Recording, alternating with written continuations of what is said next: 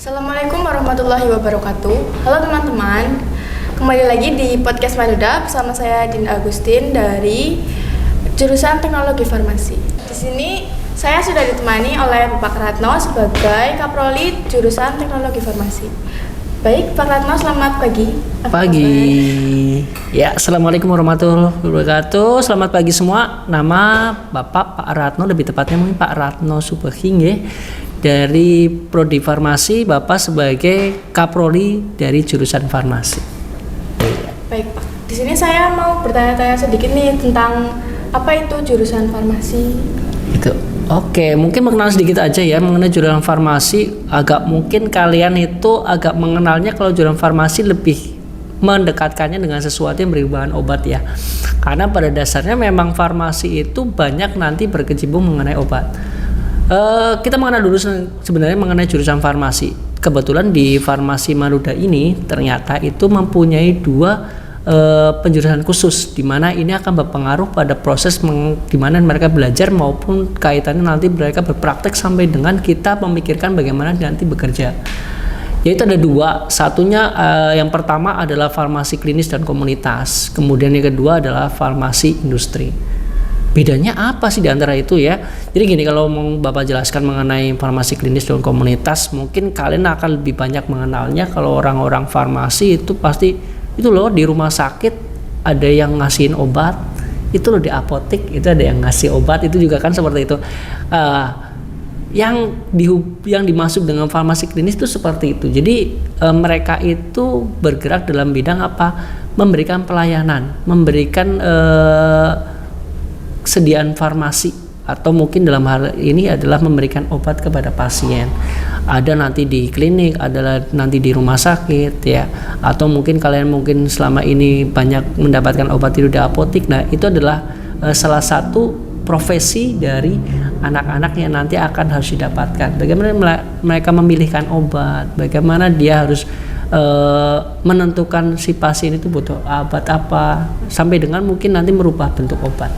Itu dalam dunia farmasi itu mengenalnya dengan farmasi klinis dan komunitas. Kenapa disebut seperti itu? Karena berhubungan dengan pelayanan.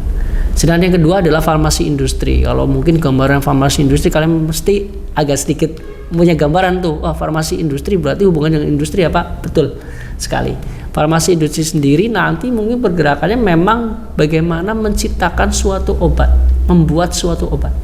Ya, dari konsep kita nanti lebih mencondongkannya mengenai obat herbal. Apalagi memang negara kita Indonesia kan memang mempunyai kekayaan herbal itu cukup banyak ya.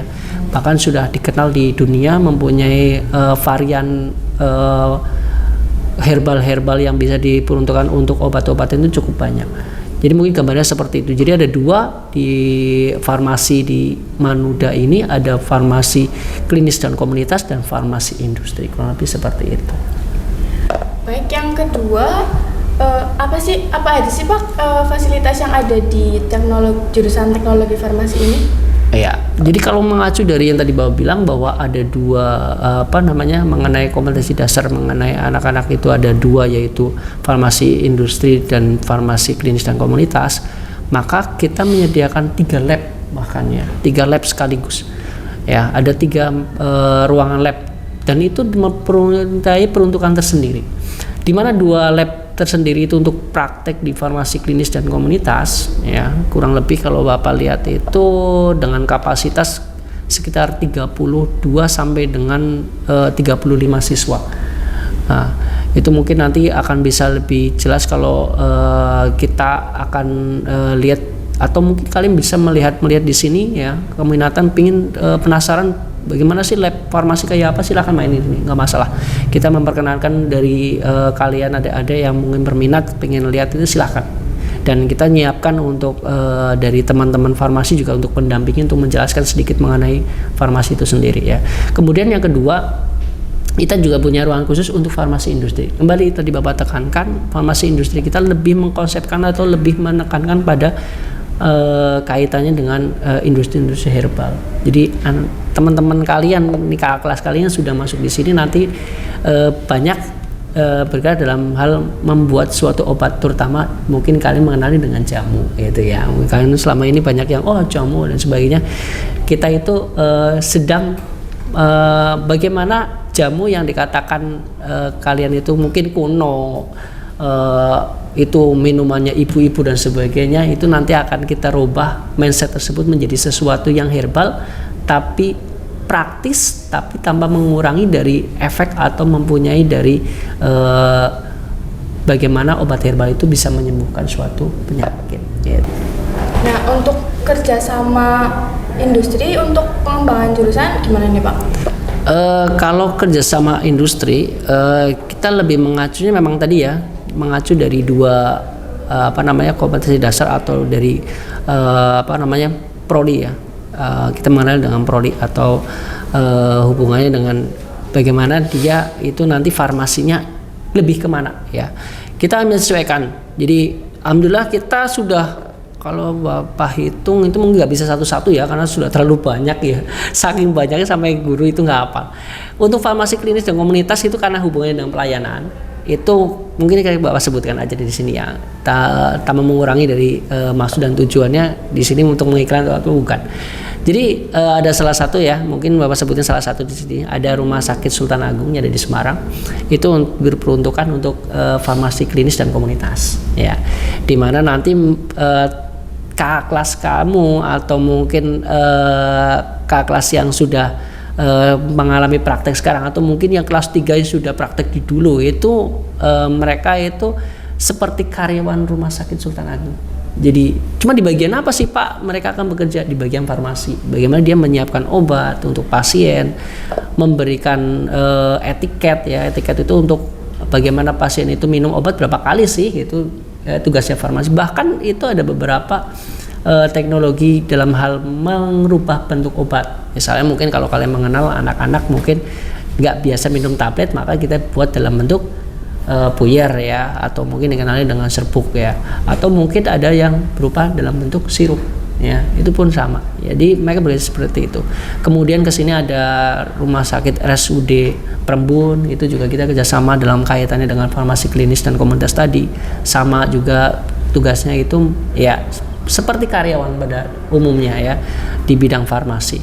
Kemudian kesini lagi ada klinik Brian Sehat, kemudian ada klinik Sidomari, kemudian mungkin kalau Bapak sebutkan satu-satu untuk wilayah Aji Barang Dapur Rokok itu sudah terlalu banyak lah, mungkin Bapak nggak cukup untuk menyebutkan satu-satu. Intinya adalah untuk farmasi klinis dan komunitas cukup banyak untuk kita, bahkan kita merambah ke kota-kota besar, di mana harapan Bapak dan secara total Manuda itu dengan adanya kerjasama ini tidak hanya dalam hal PKL, tapi nanti jika mereka membutuhkan karyawan yang notabene memang membutuhkan farmasi dan anak-anak memang cekatan pada saat PKL, itu ada kemungkinan nanti akan dipanggil untuk menjadi karyawan mereka.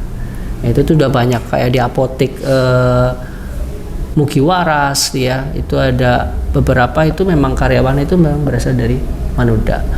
Kemudian yang kedua kaitannya dengan farmasi industri tadi, ini memang kalau bisa dikatakan mungkin hal yang 2 tahun ini bisa dikatakan baru ya bagi kami. Kalau Bapak arahkan itu memang karena wilayah Aji Barang bisa dikatakan cukup jarang untuk farmasi industri. Nah, kita arahkannya itu untuk daerah Cilacap. Itu ada Indojamu, ada Genta Padi. Itu mereka bergeraknya dalam bidang apa? Menciptakan atau membuat obat berupa herbal. Ya, mereka juga selama ini mungkin belum mengenal bahwa kok SMK bisa kayak praktek di industri seperti ini, karena mayoritas kebanyakan kalau Bapak lihat ketika mengajukan jasa mereka kebanyakan itu malah anak kuliah ya, anak S1 farmasi atau D3 farmasi. Ketika kita masuk ternyata berarti SMK juga mungkin nggak masuk, mungkin Pak, tapi memang kita tidak sejauh dari kompetensi yang harus didapatkan dari anak D3 maupun S1. Mereka mungkin akan mengenalnya lebih istilahnya lebih dasar daripada itulah. Memang kalau dari kemampuan mereka juga kan memang jauh daripada itu. Tapi tanpa mengurangi kemampuan dari siswa-siswa kita di farmasi industri, mereka pun tetap bisa mengimbangi itu. Kemudian di daerah Brebes itu ada Amida Pharma yang notabene itu adalah industri obat kimia ya. Itu juga kita masuk. Kemudian ada di distributor juga, ada Satria Medika Sejahtera itu juga distributor. Distributor itu apa sih Pak distributor? Kalau distributor itu dia bergeraknya dalam bidang menyediakan obat, jadi mendistribusikan obat ya. Kita mengenal dengan PBF biasanya, pedagang besar farmasi. Jadi obat-obat yang berasal yang ada di rumah sakit, ada yang di klinik, ada di praktek-praktek dokter, itu didapatkan dari mana? Dari PPF ini, yaitu mereka belajar mengenai pemasaran tuh kayak gini. Jadi dunia farmasi tidak hanya kaitan dengan obat ya, tapi juga ada pemasaran juga, pembuatan sampai dengan pemasaran, kurang lebih seperti itu. Selanjutnya kan kalau kita SMK itu kan pasti ada PKL ya Pak. Nah itu nanti kita ketika di jurusan farmasi ini kita PKL kemana aja sih Pak?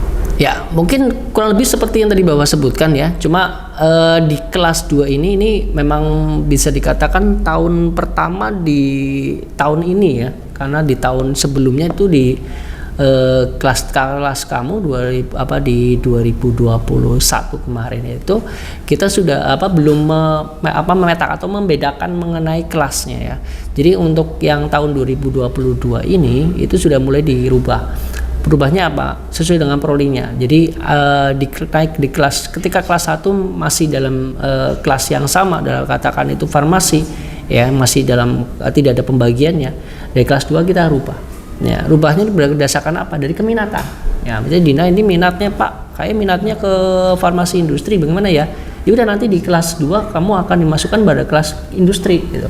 Di mana kelas industri ini nanti dari pembelajarannya PKL-nya pun akan berbeda. Mungkin bedakan ini ya, misalnya tadi ya Bapak sebutkan untuk farmasi klinis mungkin dimasukkan ke klinik, misalnya Rumah Sakit Sultan Agung, Rumah RSUD Aji Barang, klinik maupun apotek dan sebagainya. Tapi akan berbeda jika Dina mungkin masuk di jurusan farmasi industri. Nah, di situ nanti akan diarahkan ke industri. Contohnya tadi yang Bapak sebutkan ada Indojamu di Cilacap, ya, Genta Padi, ya, yang ada di Buntu. Kemudian ada juga distributor SMS Satria Medika Sejahtera. Mungkin ada juga nanti yang kalau suka yang kimia, obat kimia, nanti ada kita di Amida Pharma. Atau mungkin yang pengen agak lebih jauh lagi itu ada kita di daerah Guci ya, Cipangkung ya. Itu ada WKJ. Apa itu WKJ? Wisata jamu, wisata kesehatan jamu. Di situ ada klinik, tapi obatnya adalah herbal. Nah ini mungkin bisa dikatakan sejateng itu baru ada satu di situ. Nah itu hal yang mungkin tidak akan ditemukan di tempat lain. Cuma ada satu di situ di wilayah Jateng. Bahkan itu menjadi proyek pemerintah dalam pengembangan jamu sebagai atau obat herbal sebagai pengobatan secara umum ya. Mungkin kalian mengenal obat-obat kimia ya. Nah, ternyata sekarang sudah ada klinik tapi dia obatnya adalah obat-obat herbal gitu. Jadi berdasarkan dari keminatan begitu. Prospek kerja ketika nanti lulus dari jurusan ini gimana, apa itu? Kalau prospek kerja mungkin mengacunya dari tadi ya yang kaitannya dengan PKL ya. Tadi kan Bapak sudah menyampaikan sedikit bahwa ketika anak-anak PKL itu akan menjadi bagaimana dia itu pengalaman bekerja, bagaimana mengimplementasikan bagaimana aku bekerja sebagai karyawan di farmasi itu kayak apa gitu. Jadi kalau menurut Bapak pengalaman kerja itu belajar sendiri dari Bapak sendiri, karena Bapak memang dari basicnya memang asli pure itu farmasi, apoteker itu di klinik. Jadi mereka akan disesuaikan dari penjurusan yang diambil itu. Walaupun pada dasarnya nanti tidak memungkinkan muncul akan berbeda Pak. Berarti kalau saya di farmasi industri tidak bisa dong Pak, nanti saya bekerja di klinik. Salah, karena padahal konsep mengenai pembelajarannya pun kita tetap memberikan. Jadi tidak terpaku bahwa kita farmasi industri berarti harus bekerja di industri. Bukan. Jadi itu hanya pengarahan mengenai keminatan. Ketika kamu lebih menekankan keminatan ke industri dan kepingin bekerja ke industri, oke, kita akan dukung itu. Jadi industri-industri yang sudah membuka diri untuk PKL tidak memungkinkan mereka akan merekrut kita. Contoh kemarin ini belum lama dari ini Bapak itu sudah dari Amida Pharma. Amida Pharma itu ada di wilayah Brebes ya. Itu industri bergerak dalam bidang obat-obat kimia yang tadi Bapak ceritakan itu. Bahkan dari pimpinannya itu membuka diri bahwa mereka itu ada pemikiran, bahkan ada mereka menyampaikan bahwa kemungkinan besok akan ada rekrutmen, karena mungkin mereka itu akan meningkatkan daya produksinya, di mana membutuhkan pekerja.